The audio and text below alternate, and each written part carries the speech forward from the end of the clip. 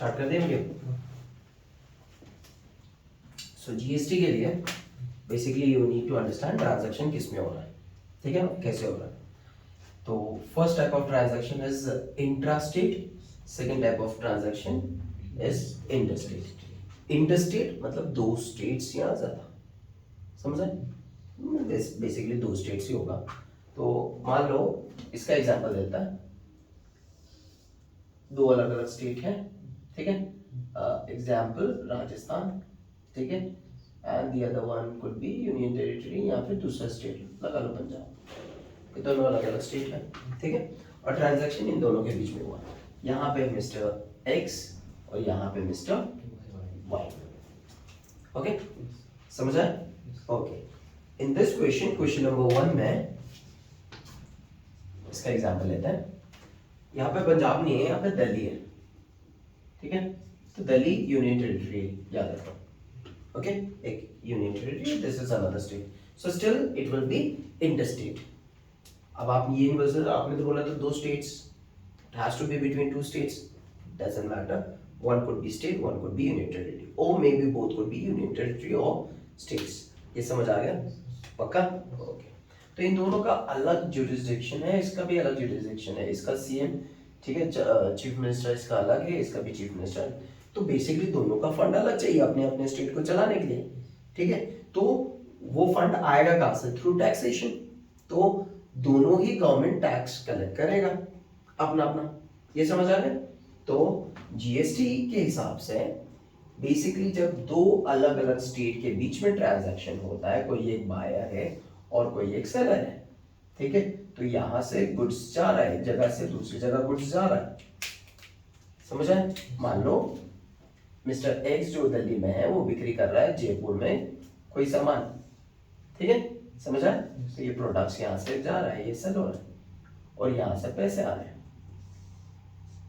Clear? तो राजस्थान बोलेगा भाई मेरे स्टेट में सेल हो रहा है तो मेरे को भी तो कुछ एक हिस्सा चाहिए जीएसटी का, आप कैसे पूरा जीएसटी ले लोगे? सो गवर्नमेंट सेड कि ठीक है, जब भी इंटरस्टेट होगा वो इंटीग्रेटेड जीएसटी होगा। क्या होगा? इंटीग्रेटेड जीएसटी होगा, मतलब सेंटर कलेक्ट करेगा। कौन कलेक्ट करेगा? सेंटर कलेक्ट करेगा। देन वी विल सी किसको किसको कितना देना है। ऐसे तो दोनों स्टेट लड़ते रहेंगे बीच में। This is just an example, okay, this is the how the whole procedure is being created, पूरा प्रोसेस बनाया हुआ है अच्छे से। मैंने एक एग्जांपल देके आपको बताया कि वो लड़ते रहेंगे, बेसिकली लड़ाई नहीं होगा, यूजुअली नहीं होता है, but at times when it comes to money there should not be any clashes. ये समझ आया? कोई कंफ्यूजन नहीं होना चाहिए। तो उसमें क्या होगा, आप आईजीएसटी कलेक्ट करोगे, ठीक है, ये समझ आ गया? इंटरस्टेट होगा तो आईजीएसटी कलेक्ट करोगे। And in question number 1 they said IGST is eight the rate of 12%। तो आप इंटीग्रेटेड जीएसटी कलेक्ट करोगे। क्या करोगे आप? इंटीग्रेटेड जीएसटी कलेक्ट करना है। आई stands for integrated GST. GST का फुल फॉर्म पता है आप लोगों को? गुड्स एंड सर्विसेज टैक्स, ठीक है। वो बैग को वहां पे रख दो, तू भी देख ले Shivin, you also see it. Okay, now comes to the another branch of GST, that is intrastate. अब इंट्रास्टेट क्या हुआ? इसमें दो अलग अलग स्टेट थे, इंट्रास्टेट में क्या होगा? सिर्फ एक ही स्टेट। एग्जांपल देता हूं, मान लो मिस्टर प्रिंस का नाम ही प्रिंस है, नहीं अमीर है एकदम बंदा, वो रेस्टोरेंट गया, ठीक है। So first party is mister Prince, another party is the owner of the restaurant, तो रेस्टोरेंट ही हो गया, ठीक है। तो मान लो रेस्टोरेंट एक्स, ठीक है।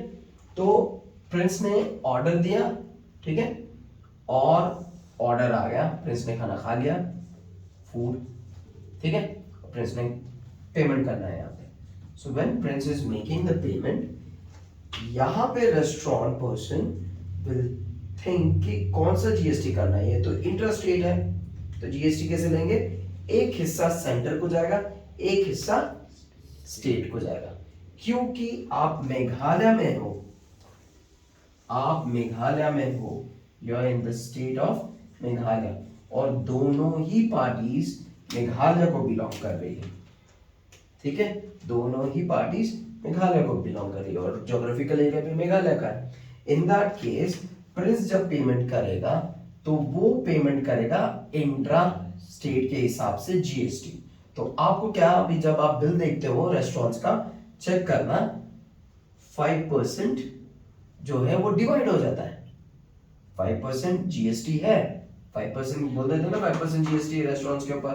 तो वो कैलकुलेट कैसे होता है, इसके दो हिस्से करते हैं। So you will be paying for state and for centre both. ठीक है, तो ये हो जाएगा 2.5 2.5। ये क्लियर है, यहां तक समझ आ गया? तो आप टैक्स कैसे देते हो, आप सिर्फ स्टेट के लिए नहीं दे रहे, आप सेंटर के लिए भी दे रहे हो। ये समझ आया? तो this is the whole setup for GST. ठीक है, अब ऐसे ही अलग अलग क्वेश्चन आएगा, कभी बोलेंगे इंट्रा स्टेट है, कभी बोलेंगे इंटर स्टेट है, कभी बोलेंगे इंटर स्टेट है। आपको समझना पड़ेगा इंट्रा है या इंटर है। तो अगर इंटर स्टेट आया, so it's very easy, you just right IGST at the rate of 12% of the total cost। ठीक है, जिसके अंदर आप प्रॉफिट मार्जिन भी ऐड कर दोगे, क्योंकि that becomes the maximum retail price. इस पे वो बिक्री करेगा कोई भी सामान। मान लो मैंने किसी से पेन खरीदा, ठीक है, और असल में मेरे को ये होलसेलर से मिला सिर्फ 5 रुपए, बट इसके ऊपर MRP लिखा हुआ है 10 रुपए, मतलब मेरा प्रॉफिट मार्जिन भी है इसमें। ये समझ आया? होलसेलर का भी प्रॉफिट मार्जिन है, सारा कुछ सभी का मार्जिन मिला हुआ है। So that becomes the cost. So cost के ऊपर 12% पे करना पड़ेगा। समझ आया? Then I will pay the GST. याद है? क्लियर है? ओके,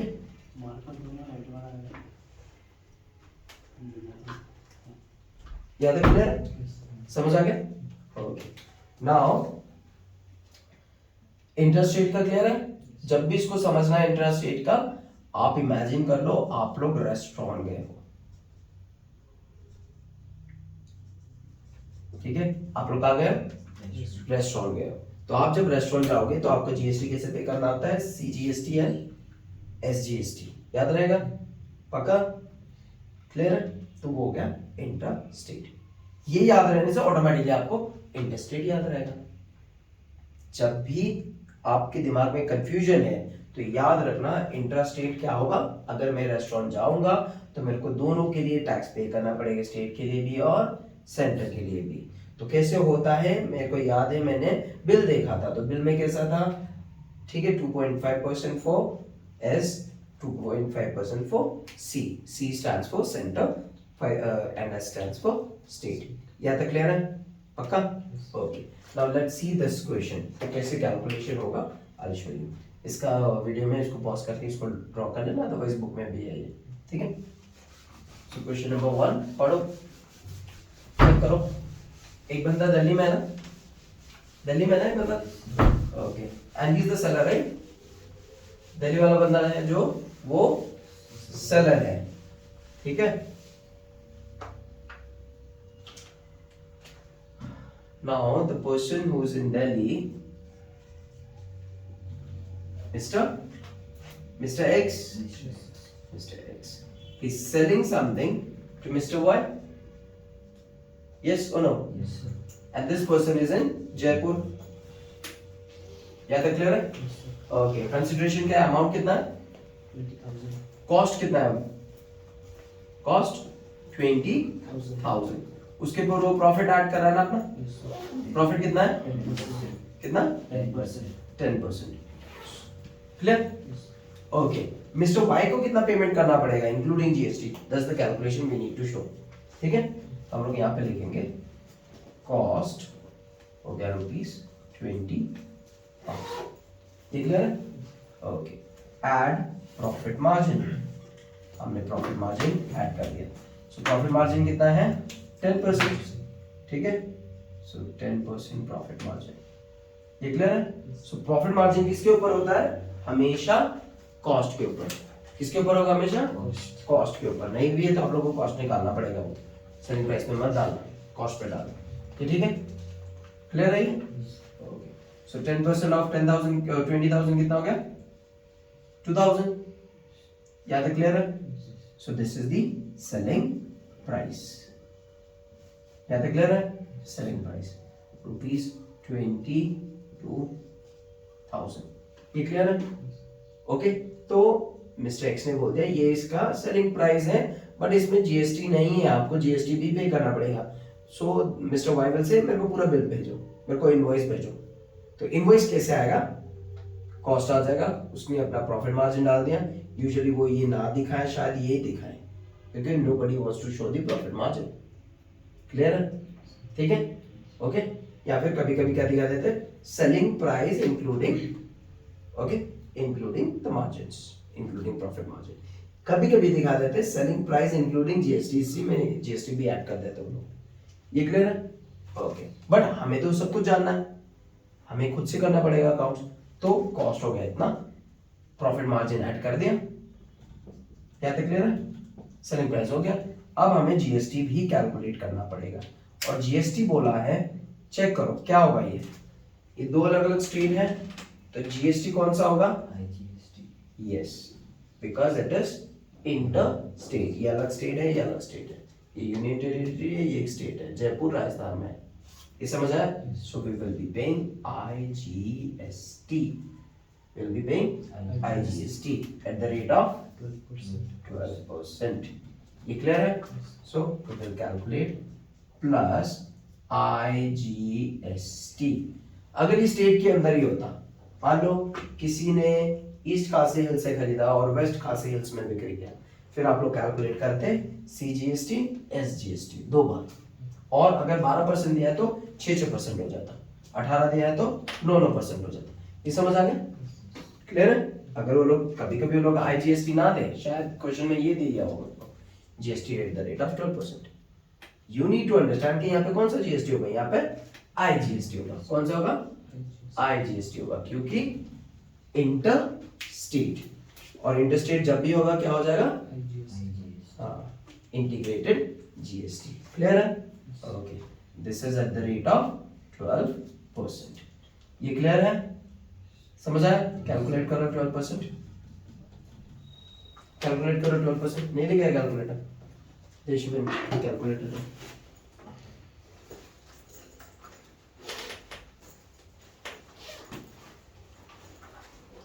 नहीं होने से मल्टीप्लाई कर दो, ठीक है?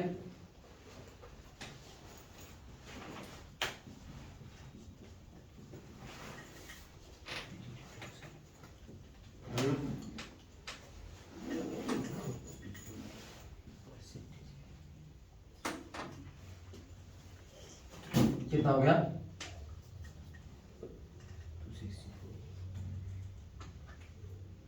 2640 रुपीस। यहाँ तक क्लियर है? समझ आया? लिखो फटाफट इसको।